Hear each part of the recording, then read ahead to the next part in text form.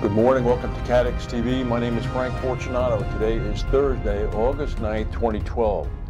The world's largest reinsurer, Swiss Re, reported its numbers for the second quarter. They have come in with a profit for the period of just $83 million. They took a substantial write-down of about $1 billion on the sale of a subsidiary in the United States called Admin Re. It was a little bit more than they had expected. They had been expecting under $900 million for the loss. The company's CEO, Michael Lee, said that despite the write-down, the fact that they had a profit at all indicates the company's underlying strength. He may not be wrong. Premiums for the first half of the year jumped from about $10 billion up to almost $12 billion. Property and casualty reinsurance contributed nearly $6 billion in premiums, up from about $4.6 billion. And they've also indicated that, in fact, they're getting good premium increases on reinsurance rates in North America, Australia, and New Zealand. So things could not be as bad as the numbers indicate. QBE, the big Australian reinsurer, has continued to maintain that they're going to concentrate their reinsurance outlets in London, Europe, and the U.S. And they are foregoing what seems to be the trend to establish regional underwriting centers throughout the world. Some comments appeared in the reinsurance trade press today by Jonathan Parry, who is the group's chief underwriting officer, who is going to be charged with maintaining the overall global reinsurance operation. Mr. Parry says that he's very happy with the offices and distribution we have. This is referring to London, Europe, and the U.S. I was always very skeptical about our competitors starting up offices in Singapore and the like, and I've been proven right. The results from Singapore, he said, have been disastrous. It was an accident waiting to happen. He said if you set up in a small market, your raison d'etre is to write business in that market. If you don't, for some reason, if the business is too cheap or the conditions aren't right, then you're asking for trouble. He said QB had offices in Hong Kong and Singapore before he joined, but thank goodness, he said, it closed them down. Tropical storm Ernesto, and notice I said tropical storm, it probably will be classified as a hurricane later today, is rumbling around the western part of the Gulf of Mexico. It's skirting Mexico's offshore oil wells. It's currently got wind speeds of about 70 miles per hour. By the time it comes ashore again sometime later today in the state of Veracruz near the city of Alvarado, meteorologists are expecting that it could just be at a bare minimum hurricane factor 1, force 1. Not expected to cause much damage.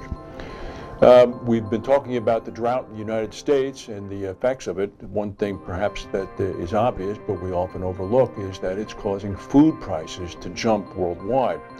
According to the United Nations, the price of corn globally has jumped 23% during the month of July. The price of cereals have jumped 17% during the month of July. The United States is the world's largest exporter of food. Nestle's, which makes chocolate and many, many other things based in Switzerland, came out with their quarterly numbers, which we're not going to get into, but one of the aspects of their release indicated that they believe that the spike in food will ease in the second half of this year. Nestle said that, in fact, the raw materials and costs that they've been sustaining have been well hedged by what they've been doing in buying food in other places. And they noted that, in fact, they've been able to purchase large quantities of coffee and sugar and milk and cocoa from Brazil. And they also said that they expect that the United States drought situation will ease by the end of the year. That iconic monastery that's been featured on 60 Minutes and other places, Mount Athos in Greece, is in the middle of a forest fire, apparently. The monastery, which has not permitted females of either humans, gender, or for that matter, any female animals, are not permitted on the island for the past 1,000 years, apparently is not damaged. It's a World Heritage Site, but there is a, at the moment, uncontained forest fire on the island. Greece is in the middle of a heat wave right now. Over the past 72 hours, a series of about 30 earthquakes have struck Southern California, mainly focused around Yorba Linda and San Diego County.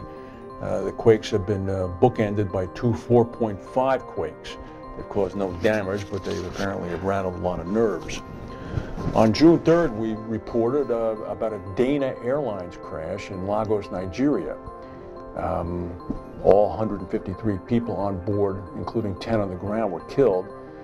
The bodies of the 132 plane victims are just going to begin to be released by the authorities to their loved ones. Apparently, every single body had to undergo DNA testing. The DNA tests could not be conducted in Nigeria and were conducted in the United Kingdom. The Nigerian State Commissioner for Health said today that here are the following procedures that are going to be involved for the release of the bodies. He said that first of all, the names of the victims are going to be posted in alphabetical order on a sheet of paper on the bulletin board in the morgue at the hospital. He said that the bodies are then going to be released in alphabetical order based on the names of the victims. He urged relatives to come with appropriate documents in order to prove that that's who they are. He said they're going to be releasing about 20 bodies a day in order to avoid chaos. This would mean that approximately 7 days would be needed to release all the bodies. He said that the corpses are going to be released only to the following next of kin and in this order. So if you jump this order, you may not get one. Spouses, children, parents, siblings, half-brothers and sisters, grandparents, nephews, and nieces. If you're not one of those people can authorize you to come and pick the body up. But if you're going to do that, you have to come with a driver's license, a national identity card, an international passport, and a letter of authorization by the next of kin, all of the above. It's bad enough to have to lose someone to an air crash, but going through this to retrieve the body of the loved one seems to be cruel and unusual punishment. That's the news for today. If we have any breaking news, we'll come back and tell you. Thank you for watching, and we'll see you tomorrow.